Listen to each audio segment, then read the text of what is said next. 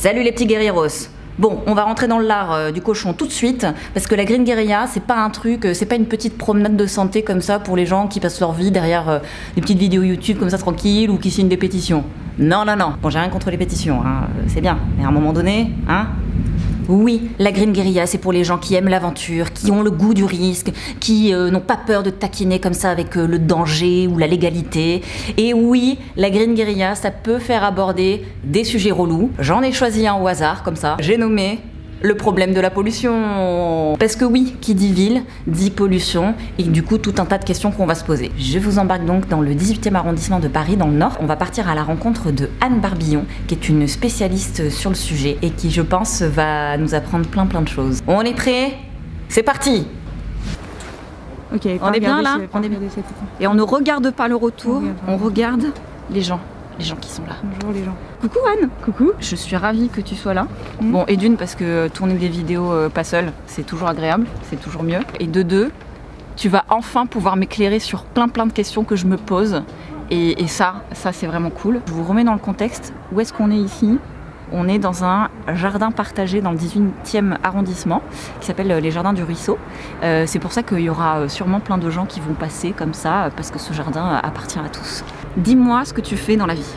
Dans la vie, je suis chargée de mission à AgroParisTech et je travaille pour l'équipe de recherche agricultures urbaines, mais aussi pour un bureau d'expertise en agriculture urbaine, Expo, qui en fait est une structure qui accompagne l'équipe de recherche agricultures urbaines pour faire le lien entre la recherche en cours et la société et les acteurs qui souhaitent développer des projets d'agriculture urbaine. Oh my god, est-ce que tu arrives à mettre ça sur une carte de visite? Parce que, waouh! Ouais, non, ça en jette. Chargé de mission. Mais agriculture urbaine ou AU, on aime bien faire des sigles. AU, ok, AU. Ouais, ok. AU. T'es plutôt sur la partie scientifique, t'as une formation genre? Je suis agronome. Parfois je fais pousser des légumes, mais surtout pour les analyser malheureusement, moins pour les manger. Tu les manges pas à la fin? Bah ça dépend, s'ils sont pas pollués, oui, sinon non. Ok. Qu'est-ce que c'est la pollution? Réponse assez vaste à la base. Finalement, la pollution, on va dire que c'est l'introduction directe ou indirecte de substances ou de chaleur qui vient plutôt de l'activité humaine, dans le sol, dans l'eau ou dans l'air, et qui peut porter atteinte à la santé humaine ou à la santé des écosystèmes. De manière générale, mais la pollution, ça peut être différents types de pollution, du coup, c'est ça? Oui, il y a différents types de pollution. On peut parler de la pollution aux métaux lourds, on peut parler aussi de la pollution lumineuse ou la pollution, on parle parfois aussi du bruit. En ville, par exemple, on est un peu les champions de la pollution, quoi. On a un peu tous les types de pollution. Et bah, le problème, c'est qu'en ville, tout est très condensé. Et du coup, oui, on peut avoir différentes sources de pollution qui s'accumulent et parfois être plus ou moins impactées. Quelles seraient les pollutions qu'on pourrait rencontrer si on fait pousser des trucs en ville? Vaste question, et ça fait maintenant 2 ans que... Vous avez 4 heures. En agriculture urbaine, ce qu'on va regarder, c'est principalement la pollution des légumes, mais aussi la pollution des matrices qui sont en lien avec le légume. Et le légume, qu'est-ce qu'il fait? Il se nourrit du sol, de l'air et de l'eau. Et si le sol, l'air ou l'eau sont pollués, la plante, elle peut potentiellement être polluée aussi. Donc juste laver ses légumes, ça suffit pas? Et malheureusement non. Ça peut enlever des dépôts atmosphériques, mais si le légume il a puisé dans le sol son polluant, là le rinçage va pas faire grand chose. Et ça me fait flipper tout ce que tu me dis là. Ouais, souvent je fais un peu peur, mais en même temps c'est des problématiques, on est confrontés tous les jours. Là par exemple on a du coup ramené de la terre. Bah oui, là on a apporté de la terre. Et ce qu'on voit aussi, c'est qu'il y a même du géotextile, un truc, une membrane qu'on met pour carrément éviter que les racines elles aillent toucher la terre en dessous qui est peut-être contaminée. Est-ce qu'un sol ça peut changer? Nous à notre échelle, est-ce qu'il y a des plantes qu'on peut mettre et qui auraient un effet plus dépolluant que d'autres? Et du coup ouais, ça s'appelle la phyto-extraction. Et donc c'est une technique qui est étudiée en recherche qui devrait permettre, si on plante certains végétaux qu'on connaît parce qu'ils pompent beaucoup les éléments polluants, et là si on les plante, on peut espérer dépolluer le sol. Je veux dire qu'on repart déjà avec un mot un petit peu cool pour se la péter un petit peu. Tu vois, regarde, là je suis en train de cadrer. Ouais. Et si c'est nul, c'est pas grave, on refera une prise. Ok. Tu vois, c'est détente. Finalement, on peut se dire, oui, le fait d'être en ville, on est plus proche des sources, potentiellement de sources de pollution diverses.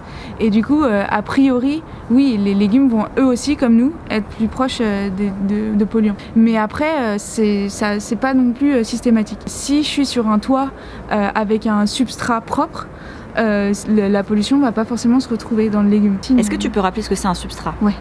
Le substrat, c'est la matière dans laquelle poussent les légumes.